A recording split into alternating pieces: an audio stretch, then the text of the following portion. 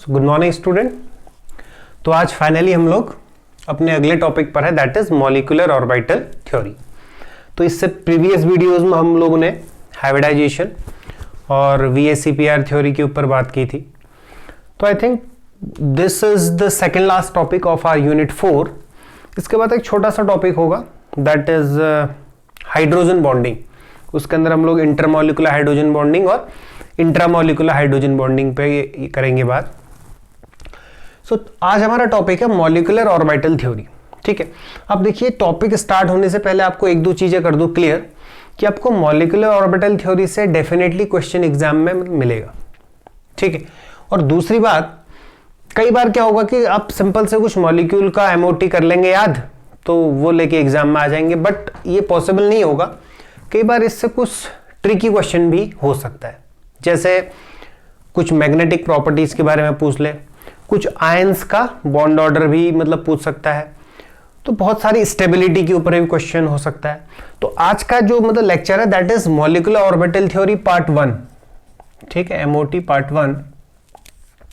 अब देखिए इसमें क्या होगा कि कई बार क्योंकि बहुत लंबा वीडियो हो जाएगा, तो इसलिए हम इसके कुछ एग्जाम्पल्स को लेके मैं आपको कुछ वीडियोस और दूंगा कि आप बहुत सारी मतलब प्रैक्टिस भी उसके ऊपर खुद ये मतलब कर सकते हैं। तो आइए बात करते हैं मॉलिक्यूलर ऑर्बिटल थ्योरी। अब बेसिकली होता है क्या स्टूडेंट की जो एटॉमिक ऑर्बिटल्स होते हैं they overlap to form a new orbital that are called molecular orbitals. मतलब एटॉमिक ऑर्बिटल्स ओवरलैप ये करते हैं, चलो मैं लिख देता हूं इसको, आप ये नोट करो, atomic orbitals overlap to form molecular orbital. मैं शॉर्ट में लिख रहा हूं, आप इसको मतलब पूरा कर लेंगे, to form new orbitals called molecular orbitals. अब देखिए जो एटॉमिक ऑर्बिटल्स हैं ये आपस में ओवरलैप होंगे। ठीक है, जो कंबाइनिंग ऑर्बिटल्स हैं मतलब atomic orbitals loses their identity. चलो मैं लिख देता हूं इसको, कंबाइनिंग ऑर्बिटल, इसको नोट कर लो, combining orbitals loses their identity. Mean जो एटॉमिक ऑर्बिटल्स होंगे, ठीक है, तो एटॉमिक ऑर्बिटल्स अपनी आइडेंटिटी लूज ये कर देंगे जब वो आपस में क्या करेंगे, कंबाइन। ठीक है, तो बहुत इंपॉर्टेंट चीज है। तो यहां से एक टर्म आया हमारे पास, प्रीवियस वीडियोस में हम लोग कर चुके हैं बात, दैट इज एटॉमिक ऑर्बिटल्स। ठीक है, अब देखिएगा एटॉमिक ऑर्बिटल्स क्या होते हैं। ठीक है, basically region in 3D space around the nucleus where the probability of finding electron is maximum. मतलब न्यूक्लियस के चारों ओर का वो रीजन जहां पर इलेक्ट्रॉन के पाए जाने की प्रोबेबिलिटी क्या होती है स्टूडेंट, सबसे ज्यादा होती है, उस एरिया को क्या बोलते हैं, एटॉमिक ऑर्बिटल्स। तो ऑर्बिट और ऑर्बिटल में भी डिफरेंस पूछ लिया जाता है कई बार, हालांकि इसको हम लोग एटॉमिक स्ट्रक्चर में ये मतलब पढ़ चुके हैं। ऑर्बिट क्या है, न्यूक्लियस के चारों तरफ का वो सर्कुलर फिक्स पाथ है जहां पर इलेक्ट्रॉन रिवॉल्व ये करता है, घूमता है। while the atomic orbital is the region in 3D space around the nucleus where the probability of finding electron is maximum। ठीक है, तो एटॉमिक ऑर्बिटल आपको लिखने की जरूरत नहीं है, मतलब आप लोग खुद ही इसको मतलब लिख सकते हैं, it is the region in 3D space around the nucleus where the probability of finding electron is maximum. अब देखिए ऑर्बिटल, ऑर्बिटल को अब हम यहां पर एज अ वेव ये ले लेंगे। देखो इलेक्ट्रॉन के बारे में तो सभी को ये पता है कि पार्टिकल नेचर भी शो करता है और वेव नेचर भी शो करता है। इलेक्ट्रॉन होता कहां है, ऑर्बिटल में होता है, तो we will consider here orbital as a wave. Clear है बात। अब देखिए सपोज में एक ऑर्बिटल की शेप तो आपको मतलब बता चुका हूं, फिर और देखें। सपोज ये पी ऑर्बिटल, क्या है, पी ऑर्बिटल। ठीक है, इसमें क्या होता है, मतलब डम्बल शेप होती है पी ऑर्बिटल की। अब देखो क्या होगा, ये दो लोब्स है, इसको हम लोग किससे दिखाते हैं, प्लस माइनस से। मतलब एक बिलो द प्लेन होता है, एक क्या होता है मतलब अबव द प्लेन, मतलब एक क्या होता है अबव द प्लेन होता है, एक क्या होता है बिलो द प्लेन होता है। अब देखिए यहां पर ये एक ऐसा प्लेन होगा, this is the plane where there is probability of finding electron is 0। तो इस प्लेन को क्या बोलते हैं, नोडल प्लेन। क्या बोलते हैं, नोडल प्लेन। ठीक है, मतलब क्या हुआ, probability of finding electron is equal to 0। Electron के पाए जाने की प्रोबेबिलिटी इस प्लेन में क्या होगी, 0। सपोज ये मेरा हाथ एक नोडल प्लेन है, इसमें एक लोब यहां होगा ऐसे, एक लोब नीचे होगा। तो अब स्टूडेंट ये समझो कि इस प्लेन में तो कोई इलेक्ट्रॉन है नहीं ना, एक लोब ऊपर है एक लोब नीचे, या तो इलेक्ट्रॉन इधर होगा या इधर, मतलब एज अ वेव होगा। ठीक है, बट इस प्लेन में कोई इलेक्ट्रॉन नहीं है। तो इस तरीके से इस प्लेन को क्या बोलते हैं, नोडल प्लेन बोलते हैं। हालांकि वो अलग चीज है, रेडियल नोड्स क्या होते हैं, एंगुलर नोड्स, वो मतलब बात की बात है। अभी अपने को क्या समझना है, एमओटी समझना है, बट थोड़ा सा आइडिया हमें ऑर्बिटल का होना चाहिए। तो अलोंग द एक्स एक्सेस होगा तो px हो जाएगा, अलोंग द वाई एक्सेस होगा तो py, और ये अलोंग द z एक्सेस होगा तो pz ऑर्बिटल है। बोलो बात समझ में आती है? तो अपने को अभी तक क्या समझ आया कि जितने भी एटॉमिक ऑर्बिटल्स आपस में करेंगे कंबाइन, वो उतने ही क्या बनाएंगे, molecular orbital. Suppose you have an atomic orbital, तो उससे कितने मॉलिक्यूलर ऑर्बिटल फॉर्म होंगे, एन ही मॉलिक्यूलर ऑर्बिटल भी फॉर्म होंगे। सपोज 2 एटॉमिक ऑर्बिटल हैं तो 2 मॉलिक्यूलर ऑर्बिटल फॉर्म होंगे, 3 एटॉमिक ऑर्बिटल हैं तो 3 मॉलिक्यूलर ऑर्बिटल फॉर्म होंगे। ठीक है, अभी समझेंगे कैसे होंगे। अब देखिए यहां पर मैं क्या कर रहा हूं, सपोज देखिए एग्जांपल, सपोज मेरे पास एक हाइड्रोजन का 1s ऑर्बिटल, तो कैसा होता है, स्फेरिकल होता है ना, s का शेप तो स्फेरिकल होती है। So this is 1s। Suppose एक और यहां पर ये मैं ले रहा हूं, एक और 1s, this is 1s hydrogen का, दिस इज 1s मतलब हाइड्रोजन। जब ये दोनों करेंगे आपस में कंबाइन स्टूडेंट, तो क्या होगा, एक तरह का ओवरलैप होगा ना, this is a kind of overlap. So due to which, overlap की वजह से क्या बनेगा, सिग्मा बॉन्ड। ये तो अपने को ये मतलब पढ़ चुके हैं हम लोग, ये 2 इलेक्ट्रॉन्स है, ये क्या है, दो न्यूक्लियस है। अब ये जो बीच वाला वीबीटी में क्या पड़ा हुआ था कि एक ओवरलैप होकर इलेक्ट्रॉन शेयर हो जाता है, एक इलेक्ट्रॉन इसका एक इलेक्ट्रॉन इसका शेयर हो गए। बट यहां पर क्या होगा, अभी आप ये समझो कि due to this there is a formation of sigma bond. क्या बन गया, सिग्मा बॉन्ड का फॉर्मेशन हो गया। क्लियर होगी बात? अब आप समझो 1s था, इसका 1s था। अभी ये समझाऊंगा वीबीटी और सीएफटी में, ये वीबीटी और एमओटी में क्या डिफरेंस है। मतलब बेसिकली वीबीटी सिर्फ इतना ये बोलती है, इसका एक इलेक्ट्रॉन इसका एक इलेक्ट्रॉन मिलके 2 इलेक्ट्रॉन शेयर हो गए, एक बॉन्ड का फॉर्मेशन हो गया। बट एक्चुअल में अब हम मान के चल रहे हैं कि atomic orbital as a wave, अब वेव है तो wave will behave as how this orbital will overlap, it will take as a interference. Physics का टॉपिक है, देखेंगे अभी थोड़ा सा, ठीक है। तो अब आप समझो कि 2 एटॉमिक ऑर्बिटल पास पास आ रहे हैं। आपकी बुक में एक कर्व भी मिलेगा स्टूडेंट आपको इस तरह का, ध्यान से इस चीज को देखेंगे। इधर को ये दिखाएगा पोटेंशियल एनर्जी दिखाएगा, इधर को दिखाएगा इंटर न्यूक्लियर डिस्टेंस। नोट कर ले, इंपॉर्टेंट है, इंटर न्यूक्लियर डिस्टेंस। ठीक है, अब आप देखो इसमें कुछ इस तरीके का कर्व होगा, यहां पर पोटेंशियल एनर्जी 0, बहुत ध्यान से इसको नोट ये करेंगे, कुछ इस तरीके का कर्व होगा आपकी बुक में। ठीक है, अब आप समझो मेरी बात को, यहां पर क्या होगा, देखिए यहां पर 2 न्यूक्लियस है, हाइड्रोजन एटम, ये एक दूसरे से फार अपार्ट है, बहुत दूर दूर है। तो जब ये एक दूसरे से बहुत दूर दूर है तो उस केस में ये देखो इंटरन्यूक्लियर ये जो डिस्टेंस है वो बहुत क्या है, ज्यादा है। ठीक है, और पोटेंशियल एनर्जी लगभग 0 के आसपास है। अभी 2 एटम है, बहुत दूर दूर है, तो उनके बीच में पोटेंशियल ये एनर्जी क्या होगी, लगभग 0 के आसपास है। अब धीरे धीरे ये एटम्स पास आ रहे हैं, देखो एक दूसरे के ओवरलैप में आ रहे हैं, ऐसे पास आ रहे हैं। तो उस केस में देखो ये पोटेंशियल एनर्जी कम हो रहा है। ठीक है, अब धीरे धीरे क्या होगा, एक कंडीशन ऐसी आएगी, यहां पर ये क्लोजेस्ट ये डिस्टेंस पर आएंगे। ठीक है, तो उस केस में जो इंटरन्यूक्लियर ये डिस्टेंस होगी, इसी को क्या बोलेंगे अपन, बॉन्ड लेंथ। क्या बोलेंगे, बॉन्ड लेंथ। अब आप समझो, मैंने आपको स्टार्टिंग में वीबीटी के टाइम पे मतलब ये बताया था कि there are 2 types of force are existing, one is attractive force and other is a repulsion force. अब देखो यहां तक क्या होगा, जब ये मॉलिक्यूल बहुत क्लोज आ जाएंगे तो उस केस में जो 2 एटम के बीच की जो मैक्सिमम डिस्टेंस है that is called bond length, उसको हम अपन क्या बोलते हैं, बॉन्ड लेंथ बोलते हैं। अब उसके नजदीक ज्यादा एटम को लेके आओगे तो भाई एटम का न्यूक्लियस और दोनों न्यूक्लियस पास पास आएंगे, तो न्यूक्लियस और न्यूक्लियस के बीच में होगा रिपल्शन होगा। So due to which there is a repulsive forces start होंगे, तो उस वजह से फिर क्या होगा, ये डिस्टेंस ये कम होगी, एनर्जी आपका ऊपर जाएगी। तो इस तरह का कर्व भी आपको ये मतलब मिल जाएगा। हालांकि अपने को ज्यादा इससे मतलब नहीं है, बस इसको नोट कर ले, पोटेंशियल एनर्जी और इंटरन्यूक्लियर ये डिस्टेंस के बीच में एटम्स का, एटॉमिक ऑर्बिटल्स का कॉम्बिनेशन का एक कर्व है, किस तरीके से एटम आपस में ये कंबाइन होते हैं, तो उसी से बॉन्ड लेंथ का ये कॉन्सेप्ट आया। तो नोट करें, आगे चलते हैं फिर। ठीक है, अब अपने को यह समझ आ गया कि एमओटी के अंदर होना क्या है, कि केवल एटॉमिक ऑर्बिटल्स आपस में क्या होंगे, कंबाइन होंगे। अब वो कंबाइन किस तरीके से होंगे, दैट इज इंपॉर्टेंट, तो इसको नोट कर ले, फिर आगे चलते हैं। ठीक है,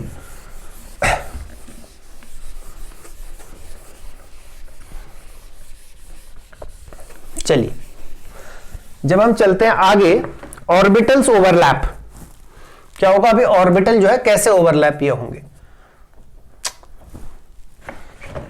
ऑर्बिटल्स ओवरलैप, ऑर्बिटल्स ओवरलैप, ठीक है। अभी ऑर्बिटल कैसे ओवरलैप ये करेंगे? As a interacting waves. कैसे होंगे? As interacting waves. ये थोड़ा सा वेव का नेचर आ गया। अब देखो ना, बहुत डिफिकल्ट है। Without knowing something about the Schrodinger wave equation, we are trying to understand the quantum aspect of atom and the molecular orbital theory. फिर भी एक एग्जांपल के तौर पर देखो, छोटा सा एग्जांपल है। सपोज आपके पास क्या होता है ना, एग होते हैं। क्या होता है स्टूडेंट? एग है, ठीक है। ये एग, वन एग, ये ले लीजिए आप दूसरा एग, कोई दूसरा एग लिया आपने, ठीक है। इन दोनों को एक पैन में रखिए। आपने पैन में ये रखा, क्या हुआ? ये येलो पोर्शन, ये व्हाइट पोर्शन, ये दूसरे का व्हाइट पोर्शन तोड़ के ये रख दिया। तो पैन में आपने ये रख दिया। अब ऐसे करके क्या करो, इन दोनों एग्स को कहां रख दो? एक बाउल में ले लो, पूरा फोड़ के एग को उसमें डाल दो। अब उस केस में क्या होगा? देखो, ये येलो पोर्शन को ज्यादा आपने उसको हिलाया नहीं, बट व्हाइट पोर्शन क्या हो गया? मिक्स हो गया, हो गया ना। किसी बुक में मुझे दिखा था एग्जाम्पल, बहुत ये अच्छा एग्जाम्पल ये मुझे ये लगा। तो क्या होगा? देखो, वीबीटी है कि आपने एग को हल्का सा तोड़ा, किसी पैन में रख दिया। तो उस केस में क्या होगा कि दोनों इंटैक्ट है, न्यूक्लियस है दोनों के। ये येलो वाला पोर्शन एग का, दिस इज ए न्यूक्लियस, और व्हाइट पोर्शन क्या है? एक दूसरे का इलेक्ट्रॉन क्लाउड है। तो उस केस में, वीबीटी के केस में क्या हुआ कि व्हाइट पोर्शन ने ओवरलैप किया इसका व्हाइट, बट दोनों के न्यूक्लियस क्या इंटैक्ट रहे। But in case of MOT क्या होगा कि दोनों एग को आपने फोड़ के किसी पैन में डाल दिया, किसी बाउल में डाल दिया। तो उस केस में क्या होगा कि जो व्हाइट पोर्शन है वो अब दोनों के इंफ्लुएंस में है, या बोल सकते हो कि न्यूक्लियस, दो न्यूक्लियस है ना, ये एक हाइड्रोजन, एक अंडा, एक हाइड्रोजन, दूसरा अंडा, दूसरा हाइड्रोजन। अब दोनों के न्यूक्लियस, व्हाइट पोर्शन दोनों में कॉमन है, व्हाइट ऑफ एग 1 और 2, जो कि पूरे के साथ में आ गया। तो इस तरीके से भी इसको ये समझ सकते हैं एमओटी को, बट इससे कुछ नहीं करना, सीधे सीधे कॉन्सेप्ट में आते हैं। Orbital overlap as interacting waves. अब देखो, कॉम्बिनेशन ऑफ वेव्स क्या होगा स्टूडेंट? यहां से कॉम्बिनेशन ऑफ वेव्स होगा, ठीक है। कॉम्बिनेशन ऑफ वेव्स को ही हम लोग क्या बोल देते हैं? Interference of waves. क्या बोल देते हैं? इसी को बोल सकते हैं इंटरफेरेंस, इंटरफेरेंस ऑफ वेव। जब आप 12th में ये जाओगे तो उधर आप इसको, इस टॉपिक को ही पूरा सेपरेटली यूनिट है इंटरफेरेंस फिजिक्स में, ठीक है। तो आप ये समझ लो अभी कॉम्बिनेशन ऑफ वेव्स है, मतलब अब जो ऑर्बिटल है स्टूडेंट वो वेव है। क्या है ऑर्बिटल? वेव है। अब जो वेव है ना, वो क्या होता है? क्रिस्ट और ट्रॉफ होता है वेव में, अप एंड डाउन होती है ना वेव्स। जैसे मतलब गिटार होता है ना, गिटार, तो गिटार में क्या होता है? जो वायर्स होते हैं they are vibrating like a wave. तो उसमें क्या होता है कि अप्स एंड डाउन, तो उसको वेव फॉर्म में बोलते हैं क्रिस्ट एंड ट्रॉफ, ठीक है। तो now combination of waves like a interference of wave, मतलब means combination of wave is also known as interference of wave. Now the way of combination can be, means you can say the interference of waves can be of two types. One is a constructive interference, one is the destructive interference.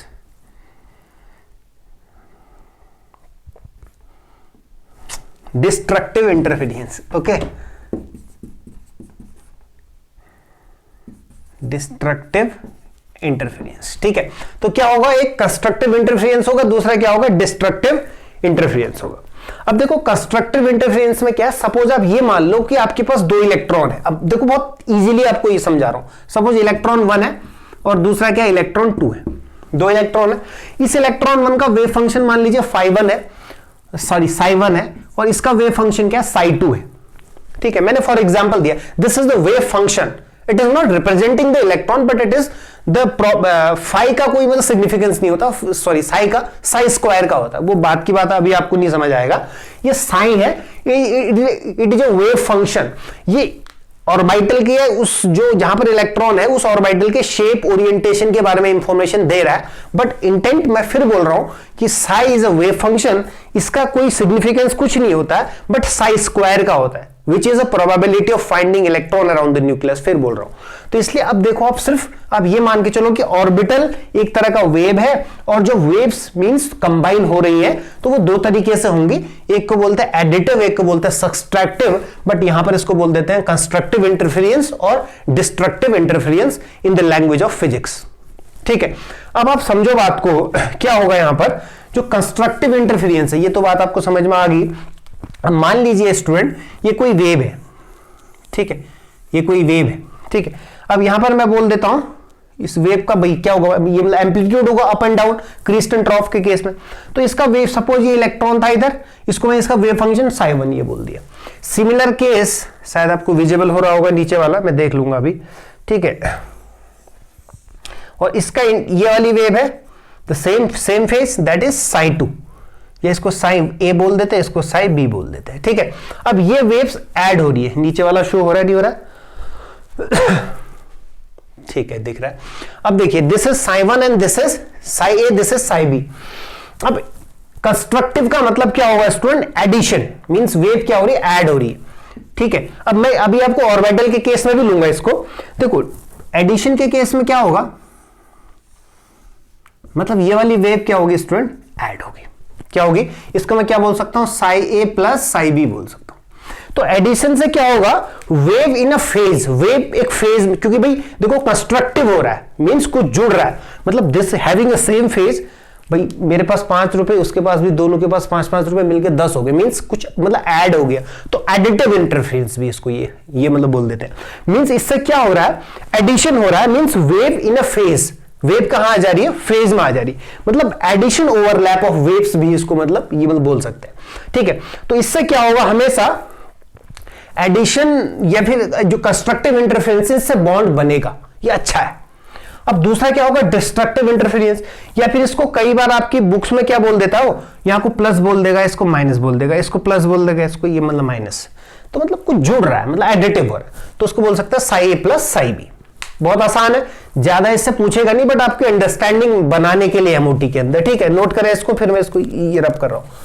चलिए ये हो गया, this is the constructive interference, ठीक। अब देखिए destructive में क्या होगा स्टूडेंट, सिमिलर चीज है, ये कोई वेव है, ठीक है, इसका बोल दीजिए, यहां ये बोल देते हैं दिस इज साई1 या साई ए बोल देते हैं, चलो ए वाली बात हो रही है। अब देखिएगा सिमिलर केस, चलो उल्टा ये बना दिया मैंने इसको, चलो इसको मिटा देते हैं। देखो दूसरे केस में क्या होगा, ध्यान से देखें, क्योंकि अभी अपने को क्या करना है, डिस्ट्रक्टिव इंटरफेरेंस ये दिखाना है। तो दूसरा वाला वेव क्या है, इस ऐसे साई बी नीचे, मतलब अब ये समझो कि फेज चेंज है, मतलब क्या है, इधर प्रोबेबिलिटी ऑफ फाइंडिंग इलेक्ट्रॉन इस फेज में है, तो इधर इलेक्ट्रॉन इस फेज में, उस केस में क्या होगा, सब्सट्रैक्टिव होगा, मींस ये इसको बोल सकते हैं डिस्ट्रक्टिव इंटरफेरेंस। तो समझो क्या होगा, ओवरऑल कुछ इस तरीके से वेव हो जाएगी, क्या हो जाएगी, दिस इज, तो ये वाला जो पोर्शन आया that is psi A minus psi B, subtraction हो गया स्टूडेंट, क्या हो गया, wave is out of phase now. भाई एक ऑर्बिटल इधर है जिसमें देखो मैं आपसे ये कर रहा हूं बात, और आप ये मतलब बात करते करते ऐसे मूव कर लो, तो भाई मेरा इधर यहां, तो हम लोग क्या हो गए, अभी आउट ऑफ फेज हो गए ना। मैं आपसे कुछ बोल रहा हूं बट आप मुझसे नहीं बोल रहे, आप ऐसे कर दे रहे हो, मींस आपका फेज उधर, मेरा इधर, मतलब आउट ऑफ फेज होगी, तो एडिशन नहीं होगा। This is A case of destructive interference. हालांकि इस वेव्स के फॉर्म में जब आप फिजिक्स में ये पढ़ोगे तब आपको क्लियरली आ जाएगा समझ में, अपने को उस लेवल पे नहीं समझना है, ठीक है। तो यहां पर क्या हुआ कि दो तरीके से वेव्स जुड़ी, एक हो गया कंस्ट्रक्टिव इंटरफेरेंस, दूसरा हो गया डिस्ट्रक्टिव। मतलब क्या हुआ कि जब वेव सेम फेज में थी तो एडिशन हुई, तो मतलब उससे बॉन्ड का फॉर्मेशन हुआ, वेव इन अ फेज में आई, और दूसरा था destructive, wave out of phase गई, bond will not form. In this case destructive में बॉन्ड फॉर्म नहीं होगा, ठीक है। अब आप इस चीज को ये मतलब डायग्राम के फॉर्म में ले लो, कहानी समझ आ जाएगी, ठीक है। तो नोट इसको ये कर लें, चलते हैं आगे in the form of dialogue. अब तो इसको भी ये मतलब मिटा दो, इसका भी कोई काम नहीं है फिलहाल, ठीक है। चलते हैं, चलो आगे। अब मैं क्या कर रहा हूं, देखो स्टूडेंट, इन दोनों से एक ये डायग्राम ये ड्रॉ कर रहा हूं। इधर मैंने लिया एनर्जी बढ़ रही है, दूसरा स्टेबिलिटी क्या होगी, स्टेबिलिटी ऊपर को डिक्रीज हो रही है। बोलो बात समझ आ रही भाई, जहां को एनर्जी बढ़ेगी तो स्टेबिलिटी कम होगी, समझ में आ रही। तो एनर्जी कम होगी तो स्टेबिलिटी ज्यादा होगी, ठीक है। तो अब देखिए क्या हुआ ये वेव फंक्शन था मेरे पास, एक इलेक्ट्रॉन जो मैंने आपसे ये कहा था साई ए, ये क्या था साई ए, और दूसरा क्या था स्टूडेंट साई बी। बोलो बात समझ आई ना। अभी सिंपल एग्जांपल ले रहा हूं, अभी आपको सारे ऑर्बिटल के केस में भी शो ये होगा। तो साई ए और साई बी, एक बार ये डिस्ट्रक्टिव इंटरफेरेंस, एक बार कंस्ट्रक्टिव। भैया जब एडिशन होगा तो उस केस में क्या बनेगा बोलो, साई ए प्लस साई बी, क्या बनेगा साई ए प्लस साई बी। और जब क्या होगा सब्सट्रैक्शन होगा तो उस केस में क्या बनेगा Sai A minus psi B. बोलो बात समझ में आ गई। बस यही है मोटी। मतलब क्या हुआ कि जब ये ऑर्बिटल्स, मान लेते इलेक्ट्रॉन है तो भी किसी न किसी ऑर्बिटल में तो होगा ना, तो वो ऑर्बिटल जब आपस में constructive interference means positive overlap हो रहा है, एडिशन हो रहा है, तो पहला क्या बनेगा साई ए प्लस साई बी। तो जब बॉन्ड बन गया, जब बॉन्डिंग होगी, किसी से दोस्ती होगी, तो बस अब तो आराम है, अब कुछ नहीं। मतलब बॉन्डिंग हो गया ना, क्योंकि उससे पहले एटम फ्रीली घूम रहा था, जैसी बॉन्ड बन गया स्टेबल हो गया, मींस एनर्जी कम। तो इस तरीके के ऑर्बिटल को बोलते हैं बॉन्डिंग मॉलिक्यूलर ऑर्बिटल। क्या बोलते हैं बॉन्डिंग मॉलिक्यूलर ऑर्बिटल।